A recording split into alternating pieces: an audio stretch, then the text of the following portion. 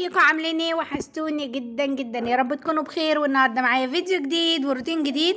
ما تنسونوش بقى في اللايكات، عايزه لايكات كتير جدا الفيديو ده لاني حماسي ومشجع جدا جدا جدا. بص بقى، اكتبي لي كومنت حلو وانا هرد عليكي. بص بقى كده، دخلت على الريسبشن. زي ما انتوا عارفين ان انا شلت الستاير غسلتها طبعا، فقلت بقى بالمره يعني اعمل حبه نظافه كده في الريسبشن لاني عايزه اتنضف.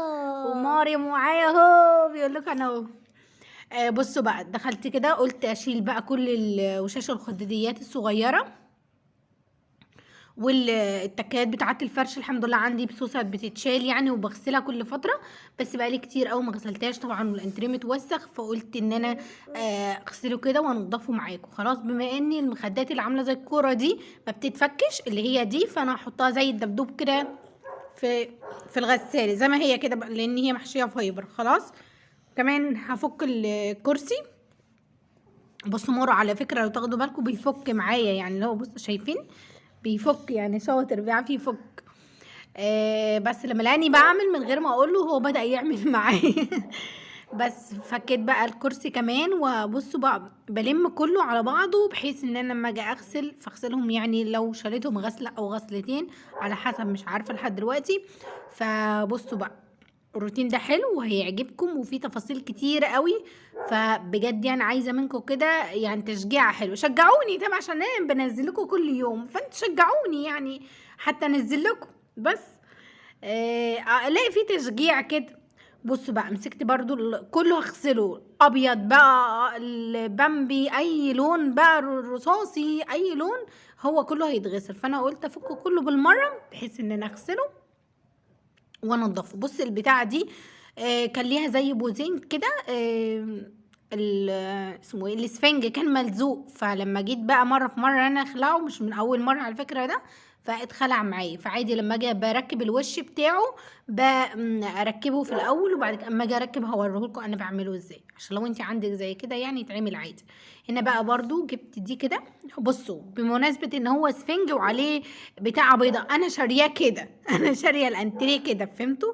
بس ما شلتهاش من ساعه ما اشتريته، يعني زي ما هو معمول كده من جوه الاسفنج، فانا مخليه زي ما هو. خلاص، بس اللي هو ملوش تلبيسه، بس اللي عاجبني فيه ان هو بصوصت وبيتفك ويتغسل. خلاص، هو ده اللي عاجبني. طبعا مش مشكله، احنا بصوا داخلين على بالليل، يعني مفيش ضيوف جاي ولا اي حاجه، بما اني بصوا هنعمل كده عمره في الريسبشن. لان بصراحه حتى الحيطان هننضفها مع بعض، وهوريكم طريقه حلوه تنضفوا بيها الحيطان. وبصوا خليها بقى في وقتها. بصوا بقى، مسكت كده المفارش كلها اللي على الجزامه واللي على السفره، كله ده هلمه، وببدا ان انا انظم كده الدنيا، يعني الم كل الغسيل اللي هو في الريسبشن. عايز الشاشه دي اللي مش عارفه اعمل فيها ايه، يعني شلتها من جوه حطيتها بره، بس مش عارفه بقى اعمل فيها ايه، يعني ولا باعها ولا اصلحها، برضه سابها لي. يا طلعتها له كده عشان تبقى يعني في وشه على طول، مفيش فايده برضه. المهم هجيب البتاعه دي. بص البتاعه دي حلوه جدا، بنضف بيها. هي الايد بتاعتها اتكسرت مني، بس يعني شغاله، هقف على كرسي وهتعامل يعني. بس فهي معموله ايه، قطن كده، فبنفض بيها بحيث ان هي متجرحش الحيطه ولا جبسن بورد ولا الكلام ده كله. خلاص، فهبدا ان انا ننفض الجبسن بورد والحيطان وهنمسحها مع بعض دلوقتي مسحه بطريقه حلوه برضو، لاني طبعا اللون ده بيوسخ بسرعه. فمتلتخ هوريكم بقى ايه ننضفه مع بعض ازاي. خلاص، مسكت كده. بصوا الجبسن بورد هنا علشان ما يعملش معايا عنكبوت، هقول لكم ليه. لان كان في دماغي ان انا هعمل فيليت، فكان مفتوح من فوق، فهمتوني؟ بس فبصوا بمسك كده فعشان كده مفتوح، فانا عشان ما يعملش عنكبوت فلازم انضفه باول باول، وفي نفس الوقت ان انا انضف الحيطان ما بقاش فيها تراب. وبعدين اللون الاسود ده طبعا بيوسخ بسرعه زي ما انتم عارفين، فلازم يتنضف معايا كويس جدا. خلاص، خدت الباب بقى معايا، انا نفضته كده، اي حاجه بتيجي في وشي بنفضها، يعني الحيطه وكده بنفضها معايا. برضو همسك برضو كل الزوايا بتاعت الريسبشن، هنفضها تنفيضه كويسه. بصوا بالطريقه دي، بحيث ان اي حاجه عليها غبار او تراب او عليها اي حاجه تتنفض معايا. بس بص كده، قومي اتحمسي وشغلي الفيديو واتفرجي عليا وقومي اشتغلي، صدقيني بصي هتنبسطي وهتبقى الشقه معاكي نظيفه وزي الفل. كمان برضو هاجي الجزء ده كده، برضو هجيب الكرسي النهارده حلقه اليوم بتاعتي. بصراحه لقيته اعلى من الكرسي اللي هو البلاستيك الاحمر ده، وهعرف ان انا اطول بيه وانضف بيه كويس خلاص. وبعدين في تراب برضو بيقع كده بيجي في عيني، فانا بحاول اخلي بالي. طلعت من هنا لهنا. برضو بص تحت كمان المواسير بتاعت الستاير، وكمان برضو الشباك قصدي الباب الالومنتال، وبرضو الزاويه وفوق التكييف وجنب كله بقى. بصي اي حته هتيجي في ايدي هنضفها. مرضتش احط ستاير، قلت انضف الاول. انا الستاير غسلتها كلها كام غسله ورا بعض فايه ونشرتها وكده فنشفت عندي، بس قلت لا انضف الريسبشن تنظيفه كويسه عميقه كده وايه وروتين من القلب يعني. بس وبعد كده ابدا ان انا افرش الشقه معاكم خلاص. ففي حاجات كتيره قوي ان شاء الله الفيديوهات اللي جايه تعجبكم جدا. بس عايزه منكم تشجيعه حلوه كده خلاص. بس مسكت برضو الجزء ده، وبرضو فوق التكييف لازم انا بلمعه، بس ممكن الجزء ده ما اكونش ايدي بتجيبه اللي فوق، فبرضو نفضته كده. وبعدين حتى لو بتلمعي نفضي الاول عشان ما يعملش معاكي طينه والكلام ده. بصوا بقى نفضت والتراب نزل على الكرسي، فاهميني؟ ما يغركيش يعني تقولي مثلا ده نضيف، لا في تراب كانوا فيه غبر والكلام ده. ترابه خفيفه اللي هي فاهميني بس. وبما ان بقى لما بتنفضي لو في اي حاجه بتنضف معاكي واللون بيبقى زاهي شويه بيحلوي يعني. بس برضو هجيب الجزء ده كده وهنفض، لان بصوا الجزء ده برضو اللي هو مكان الستاير وهنفضه كويس. وزاوية الحيطة اهم حاجة الزاوية بتاعت العمود خلاص. كمان هنفض بصوا النجفة، شايفين التراب مع الاضاءة باينة عاملة ازاي؟ مش قادرة يعني اللي هو ايه، انا بطبيعتي ما بعرفش اتنفس ويكون في تراب او في دخان، بحس ان انا خلاص مش قادرة اخد نفسي، فاهمني؟ بس فمسكت بقى كده برضو النجفة كده نفضتها كده على الماشي. وكمان بصوا هطلع هنا علشان الكنبة بالنسبة لي اطول من الكرسي اللي انا جايباه خلاص. فهنفض بقى كل ده ونفضت كمان الشباك وخلاص بقى نزلت كده. هنفض الجزء ده كده وهفتح بقى الشباك عشان اهوي التراب اللي انا مش قادره اخد نفسي منه. بص عدلت لكم الكاميرا كمان على الجبسن بورد، عايز اللي هو الشاشه عايز تتنضف ويتنفض والكلام ده، فلازم انفض يعني بذمه. فاهمني؟ بس كمان جبت الجبس ده كمان معايا كده، الزوايا دي بتلم تراب بطريقه رهيبه، فبدأت ان انا انفضه كده. بس ما تيجي تنفضيه ممكن لو مثلا بفوطه ماشي، ما عندي هلاسه ماشي باللي بس انا يعني حبيت دي اكتر ليه، اللي هي ما جرحتليش وانا بنفض بيها، لان في حاجات يعني تيجي تنفضي بيها ممكن تجرح تكسر معاكي مش عارف ايه، فدي كانت قطن شويه. انا هو بس فبدأت كده انفض. بصوا حتى الشاشة كده وراها بدأت ان انا انفض، وكمان الجبسن بورد اللي فيه الاضاءة اللي فوق دي هنفضه. بصوا بنفض واحط الحاجة مكانها اللي هو اللي هي حاجة الجبسن بورد، فاهميني؟ نفضت كده برضو كل ده. بصوا وهنفض كده الجزء ده كمان برضو بيبقى فيه تراب كده. قومي بقى اتحمسي كده وتشجعي واعملي كل اللي وراكي، وشوفي بقى اللي ليه لازمه خليه واللي ملوش لازمه تخلصي منه، علشان ميبقاش عندي الكركبه وفي نفس الوقت تبقى الدنيا معاكي نظيفه والكلام ده. بس خلي يعني اللي انت محتاجاه اللي اقصد اللي انت محتاجاه بس كمان هنا كان في شوية ورق ووصلات ومش عارفة حاجات كده غريبة يعني، فلميتها كلها وحطيتها كده على البار بحيث ان انا بعد كده المها يعني ارجعها مكانها، او اشوف ايه اللي احنا عايزينه واللي مش عايزينه خلاص بقى. هنا نفضت برضو الجبسن بورد كويس، وهلم الاسلاك دي كده على جنب عشان دي شواحن وبيسندوا التليفونات كده وشحن عليها. كمان الجزء اللي تحت ده نفضه كويس. بص جبت اخري ولسه ما خلصتش الفيديو، على فكره الفيديو حلو وهيعجبكم جدا. شايفين حاجه الفرش بتاع الانتريه لسه ما اتغسلش اهو. كمان هطلع برضو الجبسن بورد ده بتاع المطبخ. انا مش هنفض المطبخ، انا هنضف الجبس بتاع قولوا معايا بتاع الريسبشن. خلاص. هنا كنت بحاول يعني اقول لكم ان انا طايله اهو. بس بصوا هنا برضو نفضت كل الجزء ده، كمان هنفض الجزء التاني ده. هطلع بقى كده انفض كده. بصوا هي قزعه يعني مهما يكون بقى بطول نفسي بكرسي، بس يعني الحمد لله طايله وبنضف وبعمل كل اللي نفسي فيه. هطلع كمان كده على الرخامه، لاني بصراحه لقيت نفسي بقى عايزه انضف من جوه كده، بس مش هنضف المطبخ دلوقتي، المطبخ ده هخليه يوم تاني. بصوا خفت احط رجلي اروح نازله من فوق يعني. بس رحت نزلت بقى كده ونفضت الجزء ده كله وخلاص بقى خلصت منه كده. هنضف كمان الجزء ده علشان حاسه ان هو متوسخ، علشان شايفين الجزء ده علشان الاسود الغامق. جبت اخر مش قادره وايديا وجعتني وانا عماله ارفعها لفوق، فاهمين؟ عماله اشب والكلام ده وارفع ايدي لفوق فايديا وجعتني. بس والتراب بيجي في عيني يعني اللي هو اما برفع عيني لفوق التراب حاسه ان انا حوليت كمان. بس فبصوا الجبسون بورد ده اللي فيه الاضاءه دي فيها النجف الصغيره دي، انا نسيت انضفها فرجعت لها تاني اللي هو ايه انضفها كويس، فاهمني؟ بس بص بنضفها كده برضو الاجزاء. بص خلاص ضغط، حاسه ان انا هقع كل شويه. ايه الكلام اللي انا بقوله ده؟ حاسه ان انا هقع كده. بس هطلع كمان على الكرسي ده عشان اطول الجزء ده. بص التراب بينزل على عيني على طول، هو منشن في عيني. لما عيني حرقتني ودخت لما برفع وشي لفوق، وايديا وجعتني لما برفع كل حاجه وجعتني. الحمد لله. هاي بصوا تعالوا شوفوا معانا.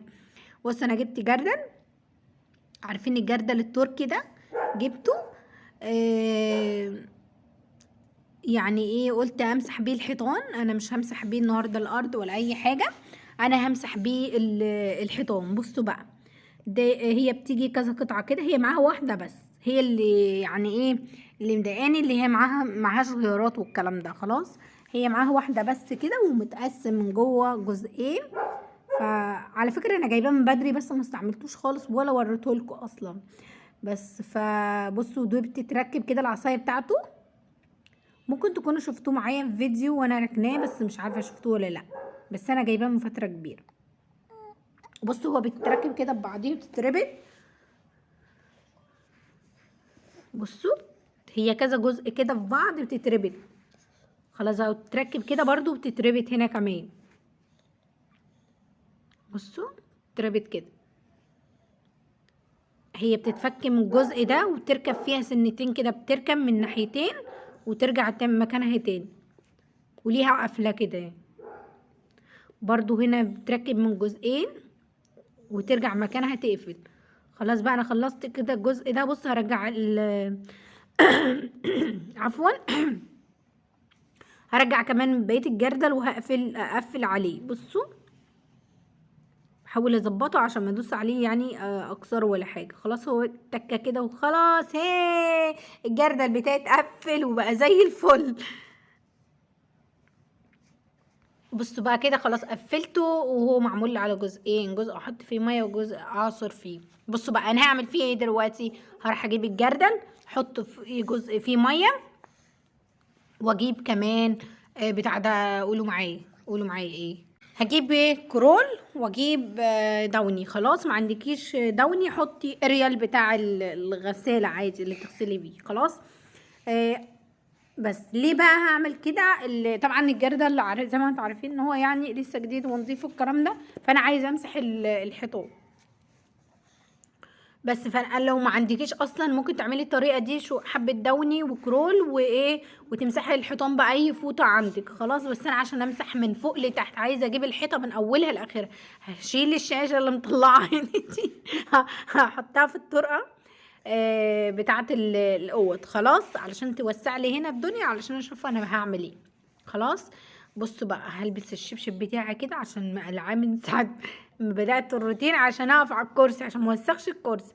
هجيب بقى المساحه دي بتاعتي، بصوا احطها كده على الحيطه، وهبدا ان انا احطها في الميه واعصرها، وبعد كده ابدا ان انا المع الحيطان او امسح الحيطان. الحته اللي هلاقيها متوسخه قوي هتك عليها شويه في المسح، بس هلمع الحيطان كلها بنفس الطريقه فوق وتحت وكلها. خلي بصي تبقى ريحتها حلوه، الكرول هينضف معاكي. هتبقى الريحه طبعا دوني ريحته جامده. ما عندكيش زي ما قلت لك، حطي اريا بتاع الهدوم اللي احنا بنغسل بيه، اي مسحوق بتاع الغسيل انت بتستعمليه حطيه، وحطي معاه حبه كرول هيبقوا معاكي زي الفل. خلاص بس بدات المع كده. دي اللي بتقع دي التقفيله اللي في الزراير، بيبقى مش مكانها زرار، لا مكانها فاضي، فاول ما تتخبط تروح واقعه في الارض. خلاص انا بحاول امسح كويس. بدات بالحيطه الفاضيه ما فيهاش اي يعني اي كراسي ولا عزال ولا اي حاجه. بس فقلت بصراحه لازم المع كده الشقه كلها من اولها لاخرها، خلاص، والزوايا كلها عشان تبقى نظيفه فله يعني. خلاص بصوا بقى، بما ان الروتين حماسي، عايزاك تحمسي بقى وتقومي تعملي الشقه عندك اي كده. لو اوضه يعني تبداي اوضه مثلا اوضه الولاد شايفاها مثلا متوسخه، بص اكتر حته بتوسخ جنب السرير، لان بيبقى ايديهم ورجليهم في الحيطه الكلام ده مثلا. بص اكتر حاجه بتتوسخ في الشقه زي كده جنب الزراير او المفاتيح الكهرباء، فبتبقى بقى متوسخه. فهي دي ممكن تمسكي اي فوطه كده وتلمعيها، الدنيا معاك هتنضف بسرعه. خلاص انا هنا مسكت الباب بقى، مع اني انا عارفه ان هو ده مش صح، لازم تستخدمي له اي حاجه للاخشاب، بس ايه انا قلت بالمره يعني خليه ينضف، جت عليه. بس فمسكت كمان بين الزراير هنا، وهشد بقى الايه الجزمه دي لبره، وهبدأ ان انا امسح كده وراه، وهمسح الحيطان كلها وهنضفها. بصوا تنظيفة يعني 100. بصوا بتك عليها شوية علشان الجزء ده كمان يعني متوسخ عندي بسبب الزراير والمفاتيح. هنا بقى قعدت اعمل، فكيت 3 زراير جنب بعض، مش زراير كهرباء، لا الزراير اللي هي بتتحط شكل كده علشان تبقى متقفل مكانها. خلاص ده مقص كده كان عيال كسرينه ومخبينه في الخباسه كده تحت الجزامه، ولما شديت الجزامه بان ان هو تحت. مين عمل كده يا مارو؟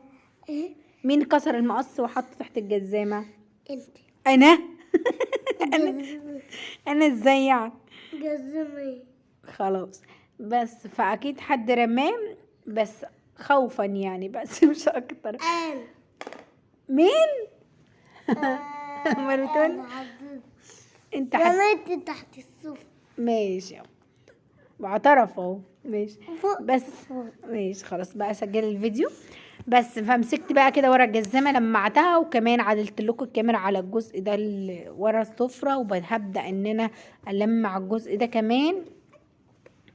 بصوا الحته دي اصلا يعني انا مدخلها السفره جامد لحد الحيطه، فقلت اوسع كده لنفسي بحيث ان ايه ابدا المع كده الحيطان معايا.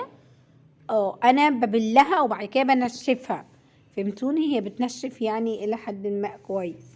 خلاص بدأت ان انا هنا بصوا بلمع كده. طبعا مش هحطه على الطبلوهات دي لاني الطبلو ده خشب، ممكن المعه كده بايديا او بجلانس او باي حاجه. هلمع برضو الجزء ده كله. بصي يعني انا هلمع الريسبشن كله، بس لما بيكون مثلا حوالين الزراير في حاجه بتك عليها شويه او فوق او تحت من ايدين الولاد طبعا، والبياض لونه فاتح فبيبصم من ايديهم على طول. فبصوا الجزء ده كمان كان متوسخ شويه علشان جنب السفره، فحبيت ان انا انضفه كمان. وكمان هاخد معايا العمود كده جنب المكنسه. بص المكنسه اصلا بحطها هنا على طول بحيث ان هي تبقى جنب ايديا، لاني الريسبشن على طول هي اللي بتحتاج ان هي تتمسح بيه. بص الحته دي لقيتها مش عارف فاكهه او عصير او حاجه زي كده، فتكيت عليها شويه. بس فمسكت بقى الجزء ده كده برضو كمان همسكه كده المعه. الجزء ده طبعا اللي داخل بقى الروف والكلام ده. بصوا فاكتر جزء متوسخ في الريسبشن كله. والله ما اعرفش ليه، بس العمود لا طبعا انا بتكلم على الجزء اللي فيه الزراير ده. ايوه الجزء اللي اهتميت بيه ده شويه. هو ده اللي كان متوسخ بصراحة. يعني ساعدتني كتير بحيث ان هي جايبة الحيطة من فوق لتحت. ليه؟ عشان ايديها طويلة. بصوا بقى، مسكت برضو فوق الباب كده وبدأت ان انا المع كده فوق الباب، علشان طبعا الجزء ده دايما بيبقى ايه، ايدك مش بطوله، فدي بتبقى اطول شوية. خلاص، ممكن لو انت ما عندكيش دي ولا دي، ممكن تعملي ايه، تجيبي المساحة اللي بنمسح بيها الارض وتلف عليها قماشة كبيرة او فوطة كبيرة، ايا كان انت بتستعملي ايه، وتبداي تلمعي الحيطة برضو من اولها لاخرها. بص اديتك كذا فكرة اهو، وانت معاك الافكار واعملي. ما عندكيش خالص، لو المقشه صدقيني ولفتي عليها اي حاجه نظيفه، بس تكون حاجه نظيفه خلاص، وتبداي برضو تعملي لها اي منظف كده، وتبداي ان انت تشتغلي بيها، هتبقى نظيفه وزي الفل الحيطه. كمان قلت امسح كده العمود الجزء التاني كده، فمسحته كده ولمعته. بصوا يعني الحيطه كلها ناحيه السفره وكل ده نضيف معايا. فاضل الجزء ده كمان، وقلت بقى ايه، اشد الكرسي كده وهبدا ان انا انضفه معاكم برضو تنظيفه كده كويس. خلاص، كل ما الاقيها مثلا اتوسخت ببدا ان انا انضفها، حتى لو ما اتوسختش عشان الحيطه عندي ما تتوسخش. خلاص، هبدا المع الحيطه دي كمان. بصوا الحيطه، بصوا جبت لكم المساحة التانية، فاكرين المساحة دي؟ بصراحة دي حلوة جدا، ويعني عملية انا بحبها اصلا. وجاي معاها 4 غيارات، مش يعني واحدة ولا 2 ولا 3، لا جاي 4 غيارات. وليها كمان زي كده علبة او ازازة كده، وبتحط لها اي منظف وتستخدميها عادي. فلو انت عندك زيها زي دي برضو بتنفع وشغاله وتمام. بقى انا افتكرتها وانا بشتغل، فرحت جبتها مخصوص عشان اوريها لكم. فهمتوا؟ بس علشان يعني لو هتشتغلي بيها كده بنفس الطريقه، بتدوس عليها تبخ عادي خالص، غير التانية ببلها. دي ببخ بيها وببدأ ان انا المع الحيط. خلاص، برضو الحيطه اللي كانت متوسخه عندي كان اللي هي تحت، يا رب بارك هذا البيت، خلاص تحت الزراير كده، لان دول شواحن والولاد يعني اليوم كله حاطين الشواحن عليه. كمان جبت الجزء ده برضو، بدأت ان انا لمعه كده ببخ مية، علشان هي موجودة فيها مكان بخاخة مية، شايفينها؟ حطيت برضو نفس المنظف كده، حطيت كرول ودوني، وبدأت ان انا اشتغل. خلاص، بدأت ان انا امسح كده ورا الكنبة كويس، وهمسح كمان فوق الشباك والكلام ده، وتحت الستارة، وهاخد كمان معايا العمود ده كده. بس بصراحة ما مسحتش الجبسن بورد، خفت لا يبوظ من المية، فقلت لا، يعني نفضته بقى ولمعت الحيطان. هلمع الحيطة ده، الجزء ده اللي جنب الشاشة، والجزء التاني، وكمان هلمع فوق الشاشة. بس كده الدنيا نطفت معايا وبقت زي الفل. يا رب كده الفيديو يكون مشجع وحماسي ليكي ويكون عجبك. ان شاء الله في فيديو تاني هينزل لك بكره. بس بجد يعني كده انا جبت اخري وتعبت، فعملت معاكم الروتين ده. يا رب يعجبكم، اعمل لك الفيديو، اشتركي في القناه، اكتبي لي كومنت حلو. هنا لمعت الترابيزه ولمعت السفره علشان تبقى الدنيا برضو متروقه، لان اللي جاي ضرب نار في روتين جامد جدا بعد ده ان شاء الله. فيا رب يعجبكم، متنسيش تعملي لايك الفيديو ده وتشتركي في القناه قلب. واعملي لمارو قلب، ويلا باي باي.